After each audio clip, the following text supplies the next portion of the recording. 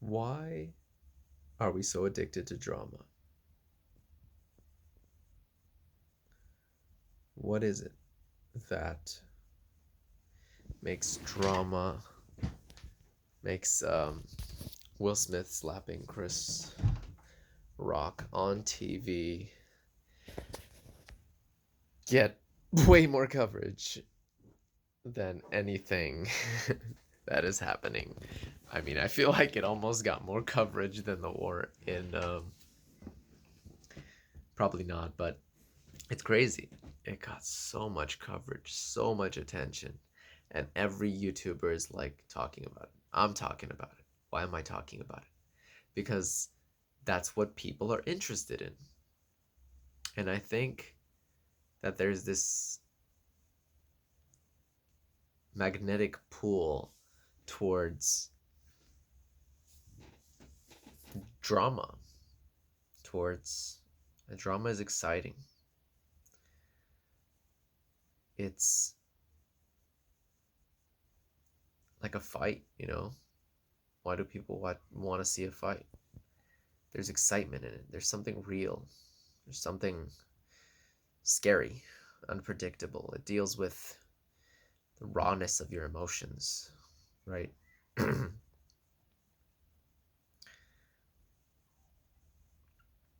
Life is a fight. It's a struggle.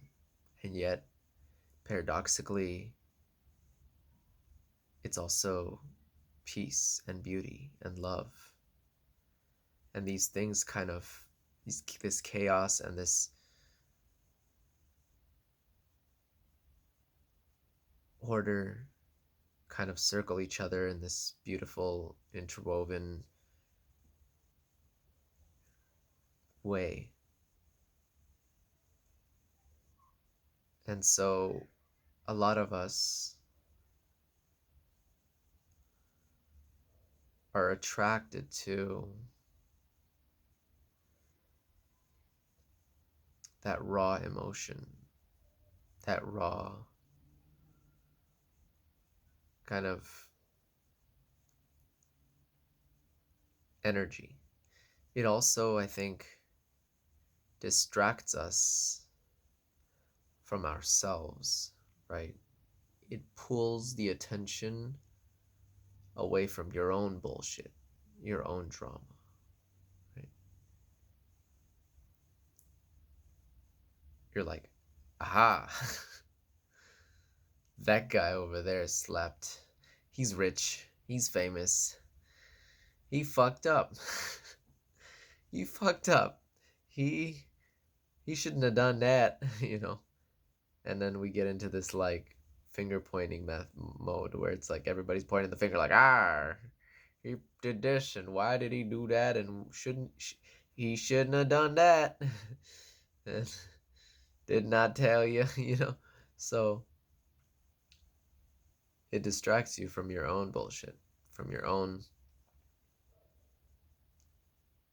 the flaws within you that you don't want to attend to at the moment. Distracts us.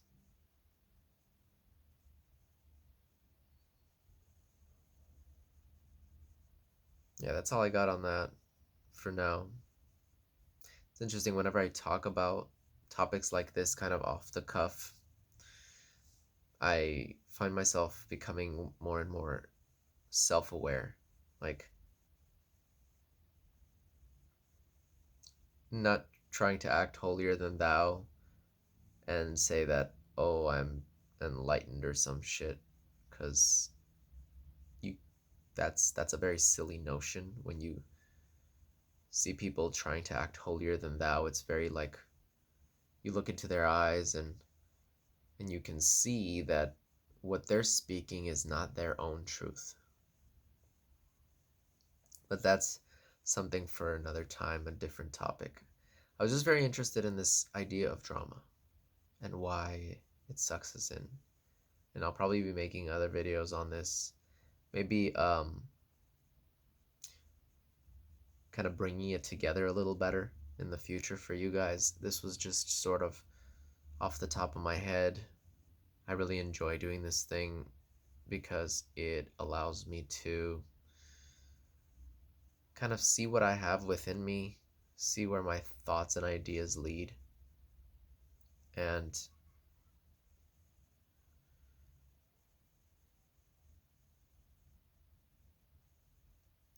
kind of learn as I talk. It's almost like a little therapy session with myself. And maybe you can get some ideas from that. Make another video, if you're into it, and talk about your own, what you get from this, why you get sucked into drama. Speaking of which, why do I get sucked into, what kind of drama do I get sucked into? So something that Leo Gura talks about is, kind of always turning things back around on yourself. So if noticing the things that trigger you, kind of the anger within you, as Eckhart Tolle calls it, the pain body. So imagine your trigger and that emotional outburst or tantrum, if you will, that comes out of you as an entity, because it sort of is. It's kind of like this dark personality of yourself that's like an angry inner child that you've suppressed. You've suppressed it because to act it out would have been either a problem for your life. It wouldn't have worked out, you couldn't really act it out. And because you couldn't act it out, you suppressed it. You buried it in your subconscious. So there's a part of you that's resentful and holding a grudge because there was something that you couldn't get off your chest that really bothered you. And so now as an adult, we're all carrying these painful, suppressed memories within us that we couldn't act out as children, or even as adults. Something horrible happened to you. You got humiliated. Somebody kicked your ass. Somebody, humiliated you on social media, whatever, family mistreated you, and you couldn't do anything about it. But you're holding it, the grudge within you. And then it'll come out as a tantrum, as a Karen, right? That's the Karen situation, where that outburst of anger, that pain entity comes out, and it's like it's waiting. It feeds on drama, right? So it needs some type of negative energy to survive. And so something triggers it, and then it just pops out of nowhere, and you're just like, well, you burst it out. I don't want to curse too much here, but you're just like, well, screw you, mofo, I know I get those moments where I'm just like, it's like I feel like a demon. I'm just like the heat just ding, like hits the top of your head, and you could lose yourself if you're not careful, especially if you're a guy. Like, you have testosterone, you have this capacity for, to fight, to defend yourself. And so